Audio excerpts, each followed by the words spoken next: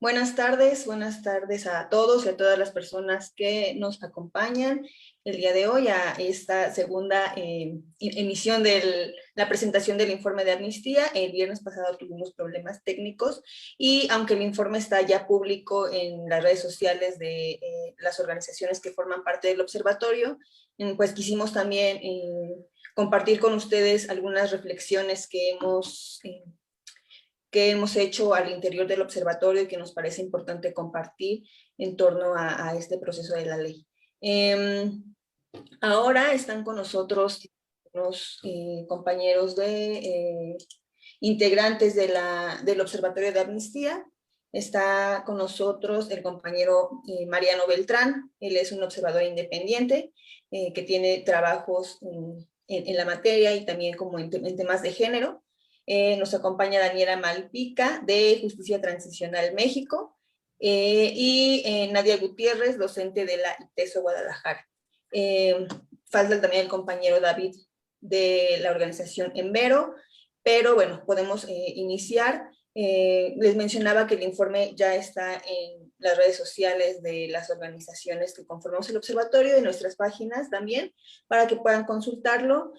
Pero bueno, nos parecía importante como compartirles las reflexiones que hemos hecho, porque bueno, mencionamos que esta amnistía, esta ley de amnistía en la entidad mexiquense, pues es un referente importante a nivel nacional, ¿no? Ha dado resultados, contempla delitos, un catálogo de delitos más amplio que la ley federal o que otras leyes que se están discutiendo a nivel local, pero también es importante hacer una reflexión en cuanto a los resultados o la forma en la que ha estado operando en estos 2 meses de implementación. Y bueno, justamente en ese sentido, me gustaría empezar dándole la palabra a Daniela Malpica, de Justicia Transicional, para que nos platique un poco de algo que mencionamos en el informe, ¿no? La falta de información respecto a cómo se está operando la ley y la falta de información en cuanto a los resultados que ya se están viendo. Gracias, Dani.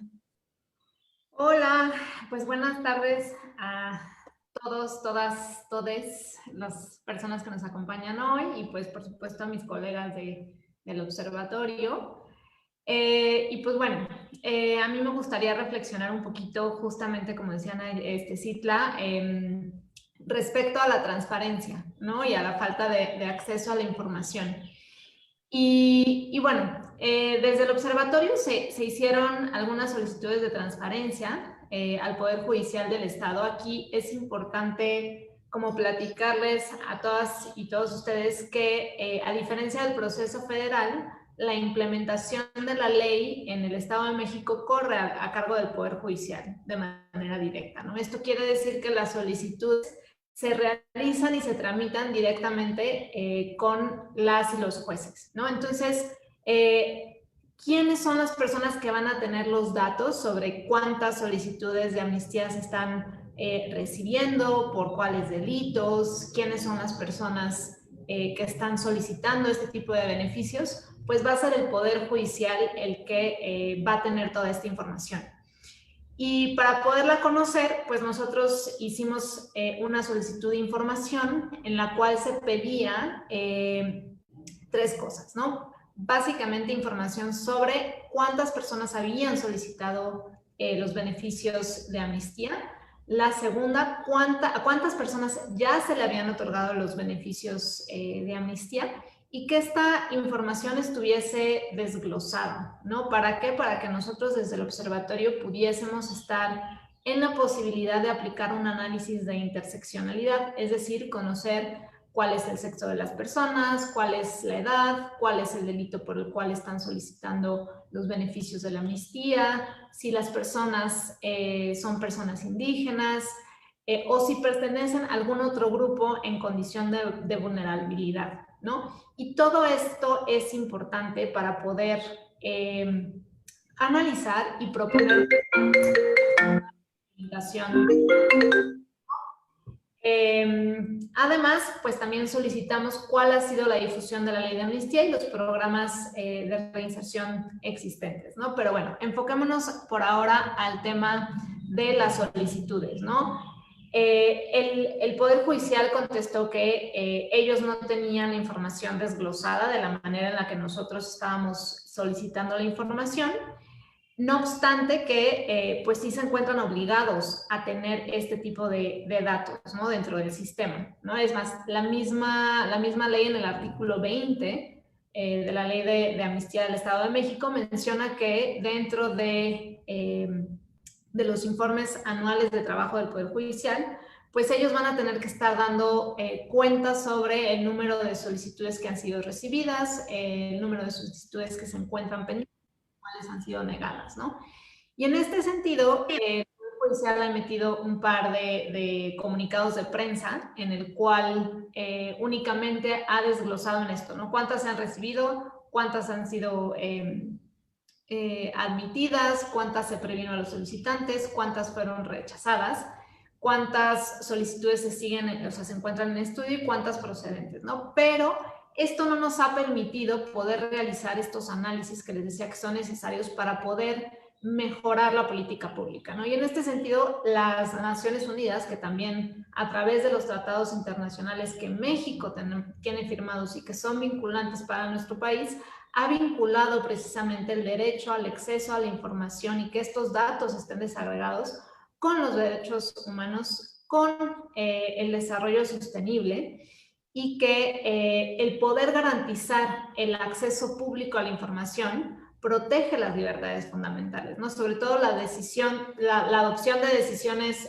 inclusivas, participativas y representativas, y la igualdad de acceso a la justicia, ¿no? Y esto lo podemos hacer pues conociendo precisamente y aplicando este análisis de interseccionalidad, ¿no?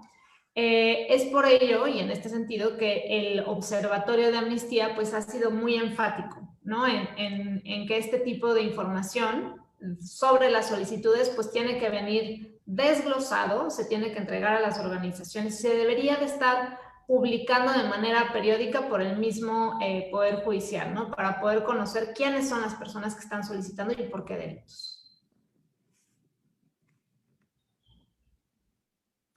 Muchas gracias, Daniela. Sí, pues es algo también que justamente como reiteramos en el informe y que pues nos parece como importante para dar seguimiento para conocer cómo está funcionando la ley y como lo mencionas, pues para garantizar que sea una ley que esté siendo funcional y que efectivamente esté beneficiando al público al que va dirigido, ¿no? Y también en esa solicitud de información mencionábamos o pedíamos también información sobre los programas de reinserción a los que estas personas tendrían que tener acceso, ¿no? Y lamentablemente no respondieron, pero la información que tenemos es que no existen programas de reinserción integral, ¿no?, que son importantes para que esas personas puedan llevar una vida en sociedad nuevamente. Y al respecto de esto, nos va a comentar un poco la compañera Nadia Gutiérrez de ITESO Guadalajara sobre la importancia de contar con estos programas de reinserción.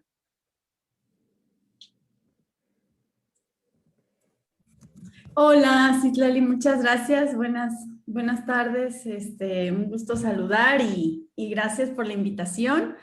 Y bueno, pues brevemente, creo que me parece una pregunta sumamente importante, ¿no? De repente, al pensar en las cuestiones de cómo abonar a prácticas más justas, menos punitivas,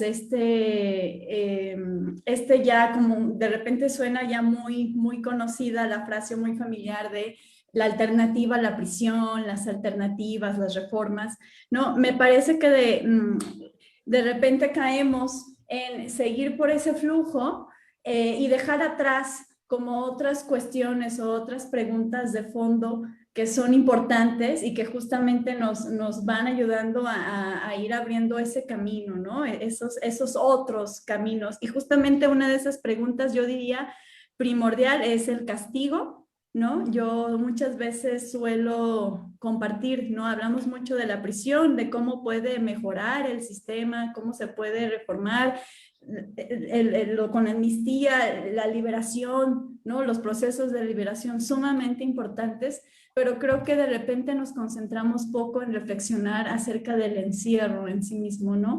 En ese sentido también la reinserción, ¿no? Ahora a partir de no soy abogada, por ahí digo, si caigo en algún pequeño error, ustedes me corregirán, pero me parece que sobre todo a partir de la reforma y de la nueva ley es donde se toma centralidad la idea de reinserción y ya no de resocialización o de readaptación, de regeneración, que eso era todavía en reformas, en reformas anteriores, ¿no? Y bueno, pero que revisándolo desde una visión un tanto crítica, ¿no? Diríamos, en realidad, todos estos conceptos apuntan un poco a lo mismo, ¿no? Como a esta idea de que hay una falta, ¿no? Y se tiene que hacer algo o subsanar, ¿no? Eso. Se tiene que adaptar, se tiene que educar de otra forma, se tiene que socializar o se tiene que insertar a partir de eso que se hizo y que va en contra de los valores de una sociedad, ¿no? Un poco por ahí creo que estos conceptos un poco apuntan en términos generales a esta gran idea, ¿no? En la cuestión de la reinserción, creo que, y bueno, no pregunté cuánto tiempo tengo, porque también igual me aviento un mega rollo, ¿no? Pero intentando ser también breve, creo que una de las cuestiones más importantes es colocar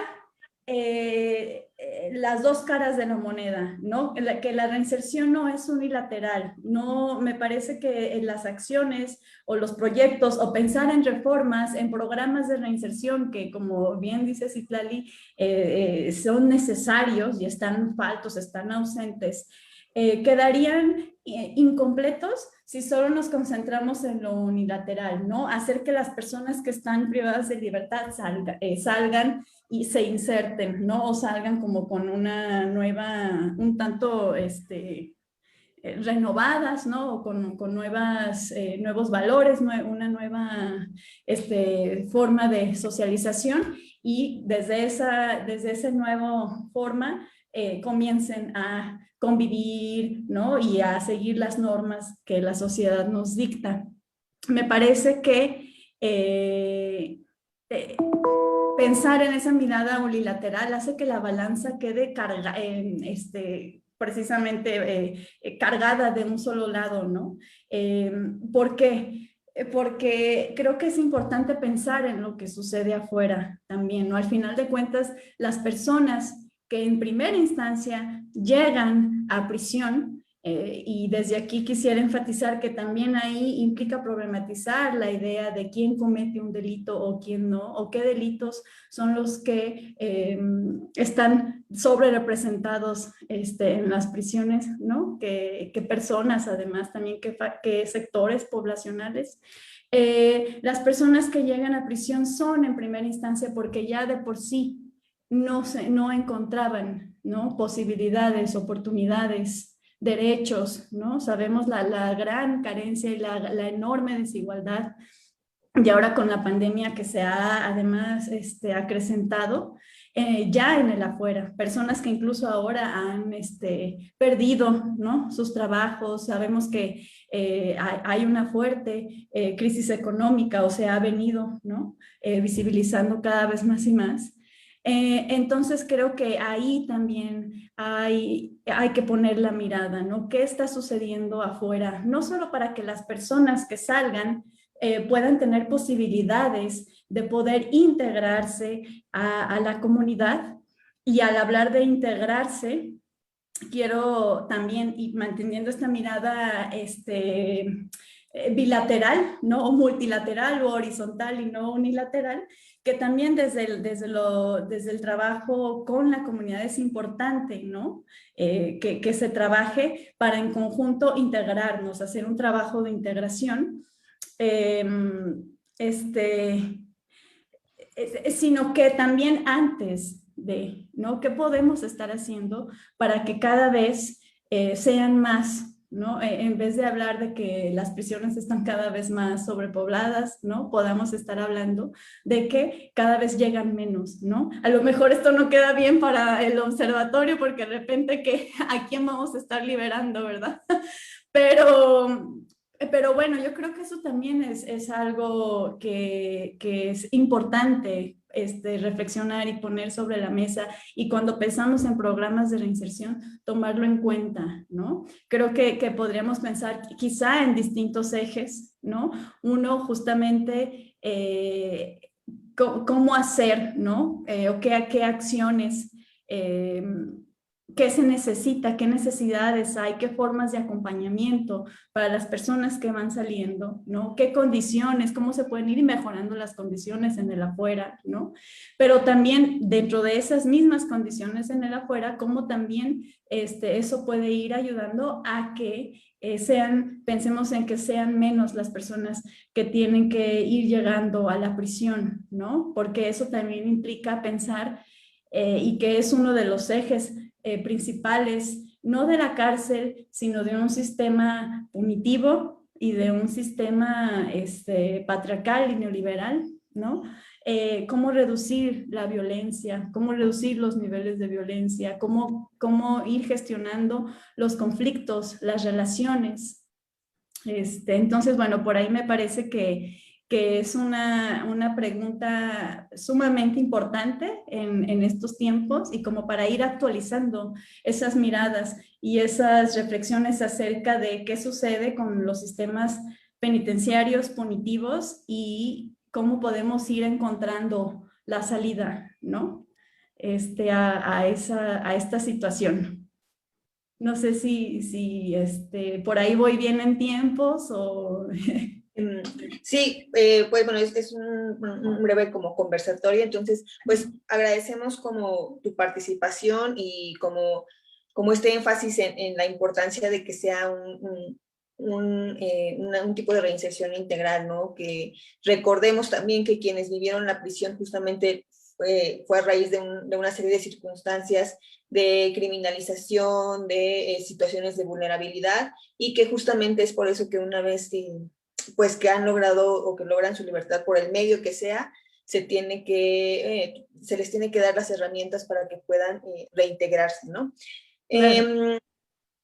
Y es también como una de las tareas del observatorio, ¿no? Ahora, digo, estamos como un poco más enfocados en que salgan más personas, en tener la claridad de quiénes son, etcétera.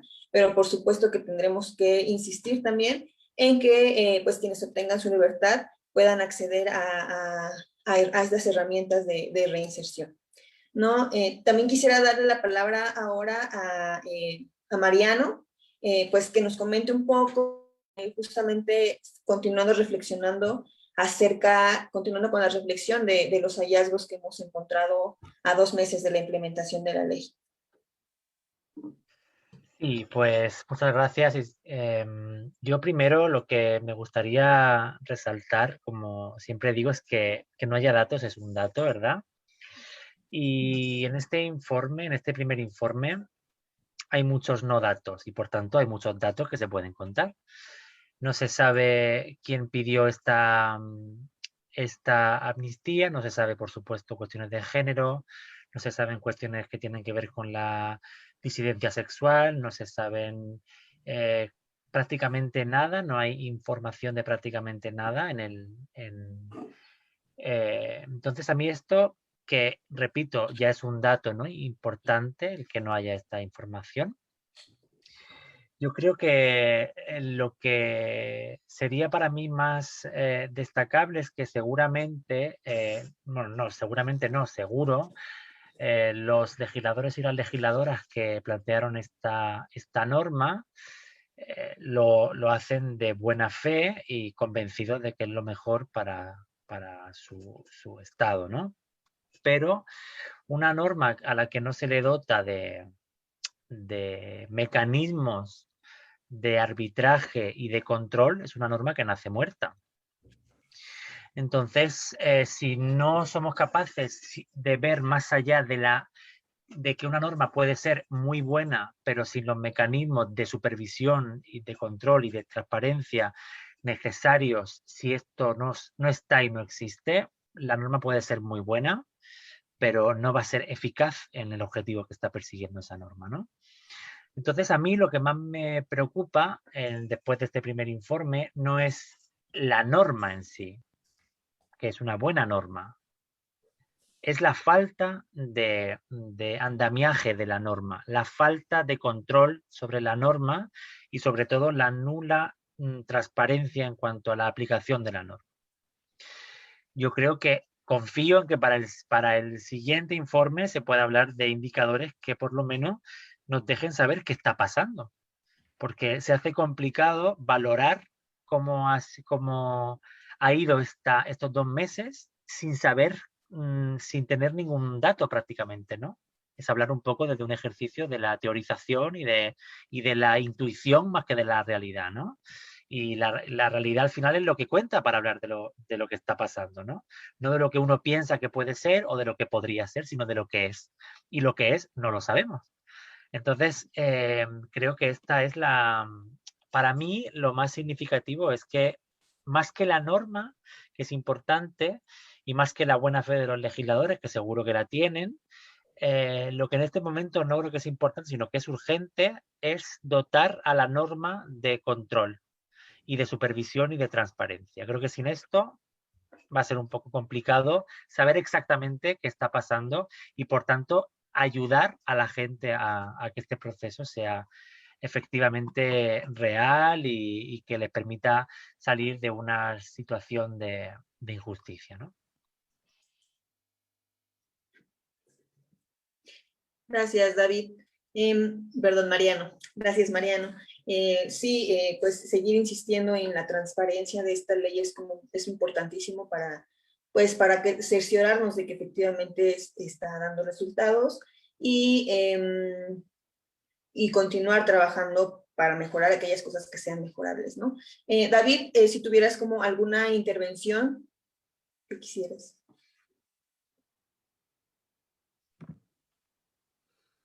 Sí, Citlali, muchísimas gracias. Qué bueno que tengamos ese conversatorio.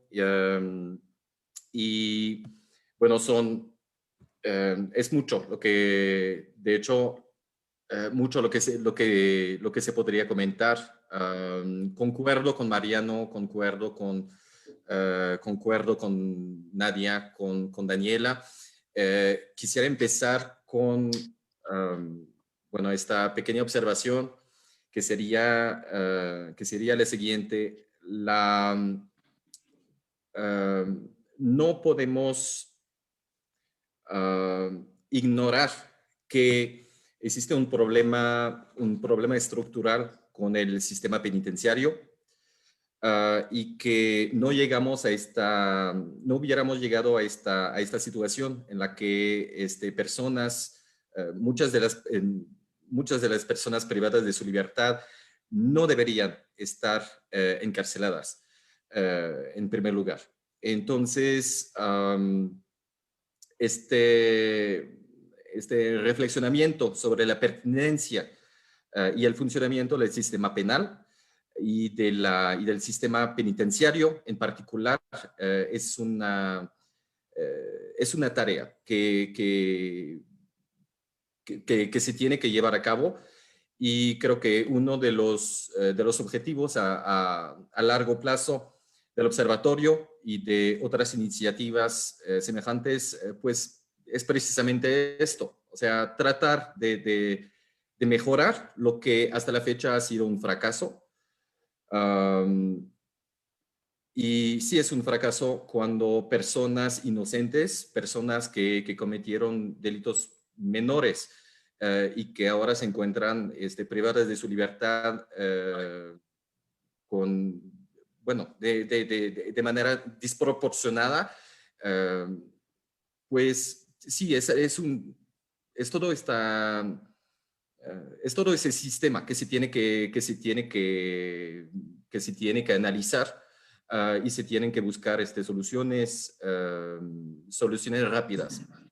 Ahora, yo creo que nuestro papel es muy importante porque precisamente cuando no hay transparencia, nos pertenece a nosotros, organizaciones de la sociedad civil, organizaciones serias de la sociedad civil, nos pertenece pues llevar a cabo esta tarea de transparencia cuando no hay, por los motivos que sean, sea por falta de,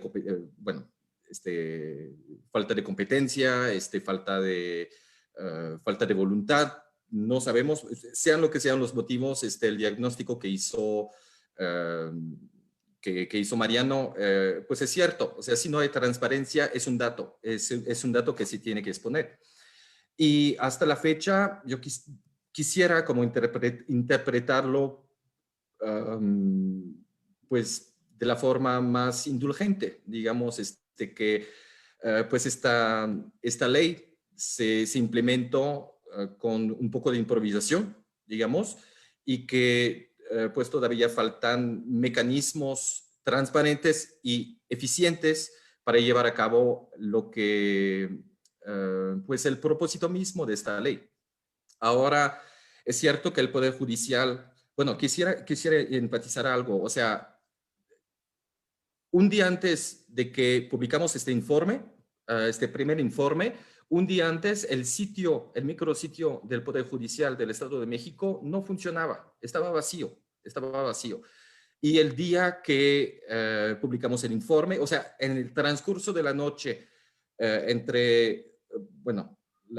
el transcurso de la noche, antes de la publicación del informe, entonces sí se puso en línea pues este sitio que realmente no proporciona información útil. No es útil ni para nosotros, nosotras organizaciones de la sociedad civil, ni para solicitantes, ni para pues potenciales solicitantes que podrían pues presentar un caso ante la comisión de revisión de los casos. O sea, no da información pertinente y solamente se enfoca pues en lo básico, lo que ya se sabe. Para mí esto es un dato, eso es una información, digamos, pues interesante. Significa que hasta la fecha de la publicación del primer informe del Observatorio de Amnistía, todavía el Poder Judicial y todavía pues sí, el Poder Judicial no tenía listo lo que se supone desde hace 2 meses se estaba implementando.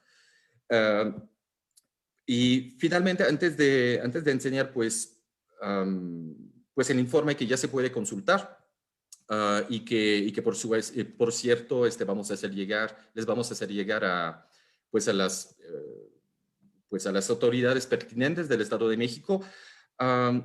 Quisiera decir que esta ley ha generado pues mucha esperanza, que tal vez por primera vez en la historia moderna de México, se iba a armonizar los tiempos jurídicos con los tiempos humanos. Es decir, que son muchísimas personas que esperan mucho de esta ley, muchas personas privadas de su libertad y sus familiares que esperaban una salida rápida para todos estos casos en los que se han observado, se han detectado pues, irregularidades y violaciones a los derechos humanos. Y hasta la fecha, la cantidad de personas que han podido beneficiar de esta ley es realmente insuficiente para solucionar el sufrimiento humano inútil, totalmente inútil, injustificable, y también para mejorar el sistema penitenciario y el sistema de justicia. O sea, hasta la fecha no tenemos datos suficientes para hablar de un fracaso o de un éxito de la ley, pero sí lo que podemos decir es que, pues, la aplicación de la ley resulta insuficiente hasta la fecha. Entonces, por eso es, pues de ahí nuestro papel como organizaciones de la sociedad civil que conforman este observatorio, pues evidenciar que todavía, pues todavía la ley no ha dado los resultados que esperábamos. Y lo que voy a hacer es que voy a enseñar el informe, si lo encuentro, yo creo que está...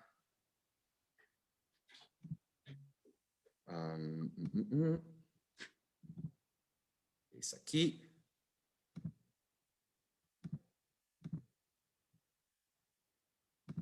Ya casi pronto.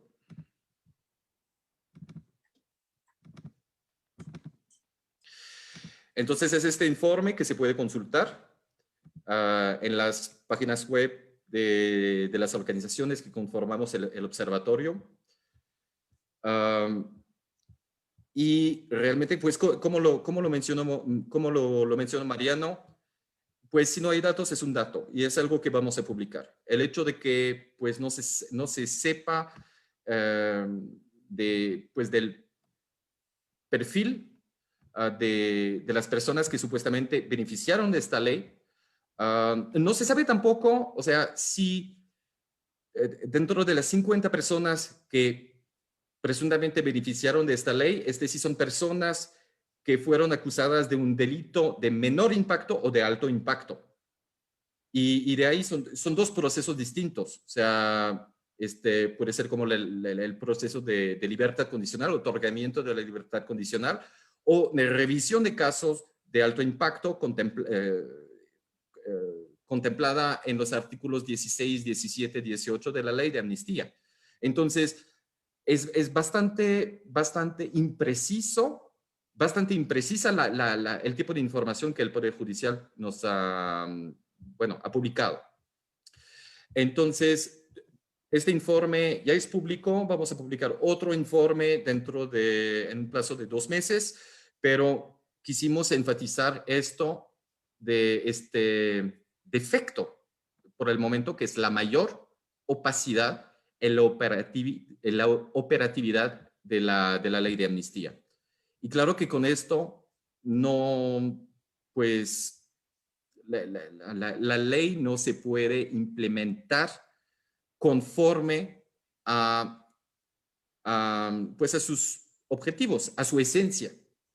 Entonces esperamos que el Poder Judicial ya pronto, o sea, ya inmediatamente va a implementar mecanismos de control y mecanismos de transparencia que nos van a permitir a nosotros, como integrantes del observatorio, pues emitir un informe un poco más amplio, un poco más detallado y sobre todo un diagnóstico un poco más optimista de lo que hemos podido emitir como opinión en este primer informe.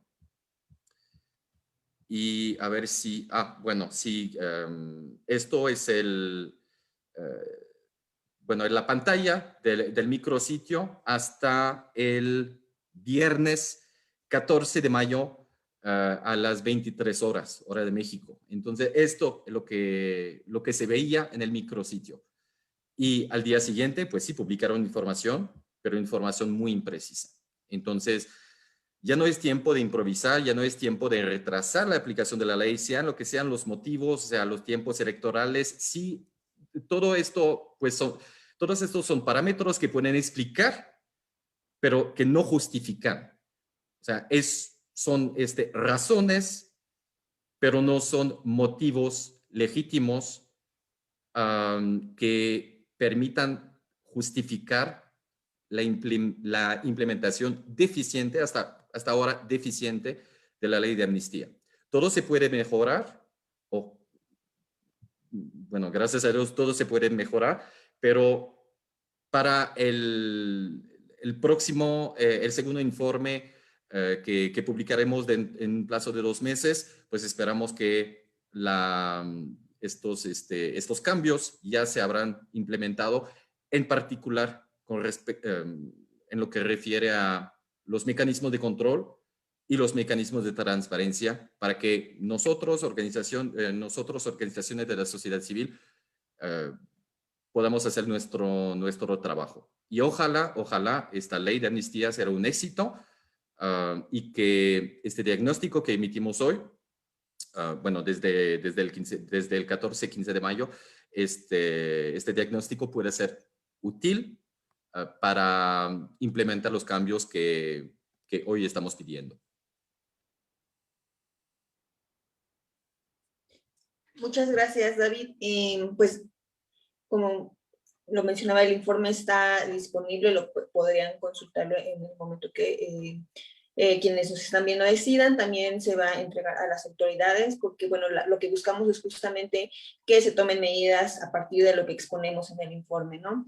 Y a mí me gustaría hablar de otro apartado del informe, en donde hablamos sobre estos obstáculos que hemos identificado, se les ha puesto a las personas que han solicitado la amnistía, ¿no? Que van desde cuestiones meramente administrativas, como que una firma está chueca, que es ilegible la copia, ¿no? Que el formato del acta de nacimiento no es el actualizado, hasta cuestiones que nos parecen más preocupantes porque nos parece que revictimiza a aquellas personas que están solicitando una amnistía, ¿no? Por ejemplo, cuando se solicitan reparaciones del daño totalmente desproporcionadas al delito cometido, ¿no? Identificamos un caso bastante preocupante en donde una persona fue acusada por el robo de una sandía y 180 pesos, y por ese delito, que podríamos considerar un delito de hambre, se le impone una reparación del daño de 86,000 pesos. Entonces, si partimos de que esta persona robó por necesidad, es imposible que pueda reunir una cantidad de 86,000 pesos para poder obtener su libertad, ¿no? Eso por un lado. Por otro lado, como la falta de organización entre las autoridades encargadas de emitir algunos documentos que requieren los PPL, como, o el principal que hemos identificado es la constancia de que son primodelincuentes, que pues no se sabe bien quién la emite, quién no la emite, ¿no? Y esos obstáculos identificados, pues nos regresan a la pregunta de cómo es posible que si hemos identificado estos obstáculos, haya 50, o al parecer ahora son 68, por ahí leí en alguna nota de prensa, personas que ya han obtenido su libertad, ¿no? Otro punto importante es lo que mencionaba David, esta falta de información de saber sexo, edad, etcétera, pero también el delito por el que han sido liberados, si fue un delito menor o delitos de alto impacto, ¿no? Y esto es importante saberlo también para saber qué tanto vamos a insistir a otras autoridades que también tienen incidencia en la aplicación de esta ley. Hablamos específicamente de la comisión legislativa creada, la comisión especial para esta ley, y de la Comisión de Derechos Humanos del Estado de México, que son las dos instancias encargadas de emitir recomendaciones en aquellos casos en donde se presuma que la persona solicitante sufrió violaciones a derechos humanos o violaciones a su debido proceso que lo llevaron a estar en prisión, ¿no?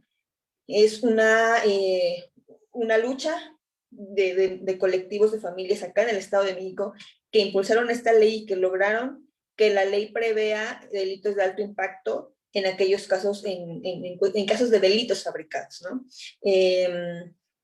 Lo mencionó también David, esta ley fue una esperanza para muchas familias que vieron cambiada su vida radicalmente en el momento en que a su familiar le fabricaron un delito y que, bueno, llevan años en prisión, ¿no? Al respecto, ni la Comisión Legislativa asignada para esto, ni la CODEM, la Comisión de Derechos Humanos del Estado de México, ha emitido los lineamientos en los que se va a basar para emitir pronunciamientos, ¿no? Entonces, pues el tiempo está corriendo y personas inocentes siguen privadas de su libertad, ¿no? Siendo inocentes.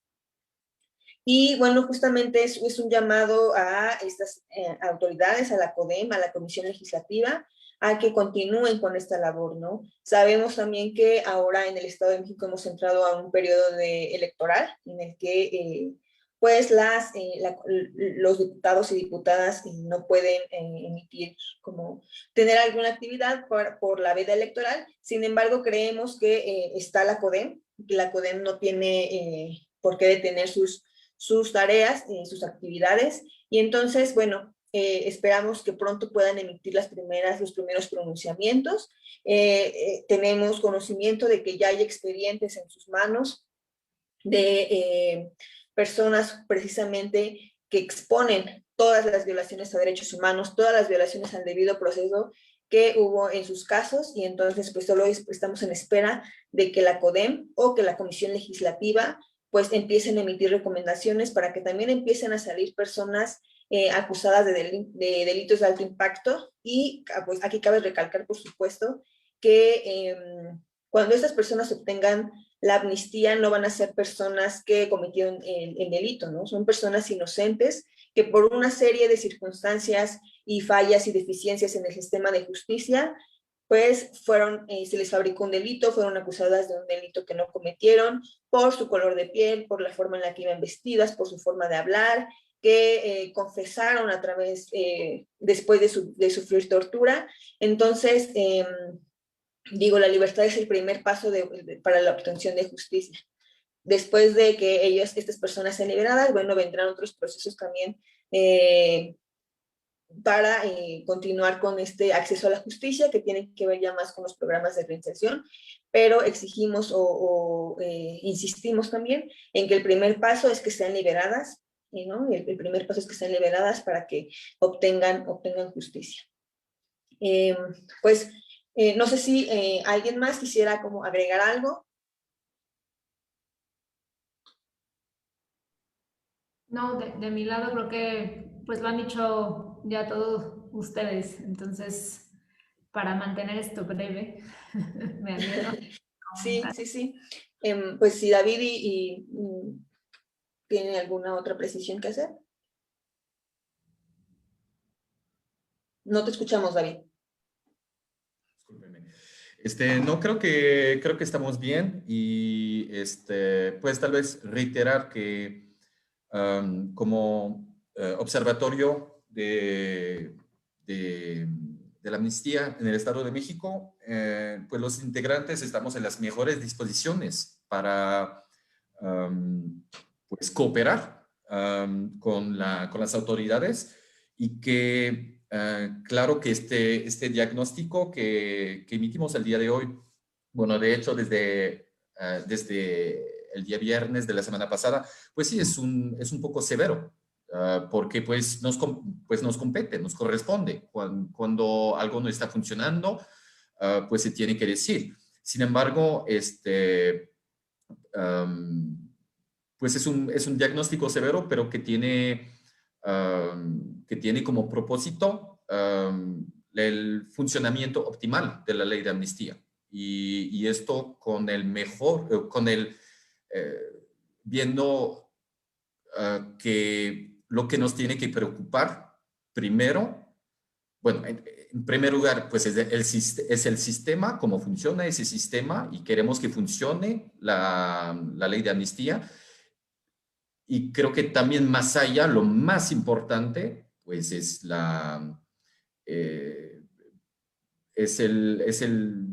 el problema del sufrimiento humano que se tiene que resolver.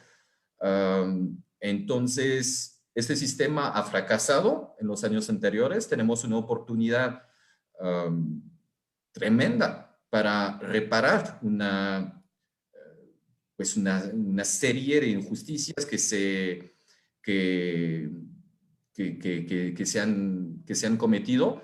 Entonces, claro que este diagnóstico severo tiene como propósito pues un buen funcionamiento de la ley, y así que pues esperemos que las autoridades tomen la medida de lo que estamos diciendo, de lo que estamos diagnosticando como fallas, como deficiencias, y son deficiencias que se deben, pero que se pueden reparar.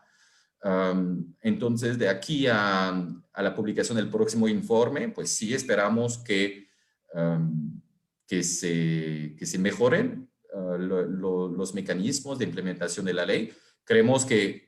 No solamente creemos, estamos convencidos de que es posible, y que con voluntad y priorización de pues de las personas, de con la priorización de los derechos de las personas privadas de su libertad. En primer lugar, su derecho a la verdad y su derecho a la justicia, pues sí, podemos tener como muy buenos resultados. Entonces, lo que hace falta hasta ahora es pues poner en primera línea, en el rango de las prioridades, las personas que están privadas de su libertad y que no deberían estar encarceladas.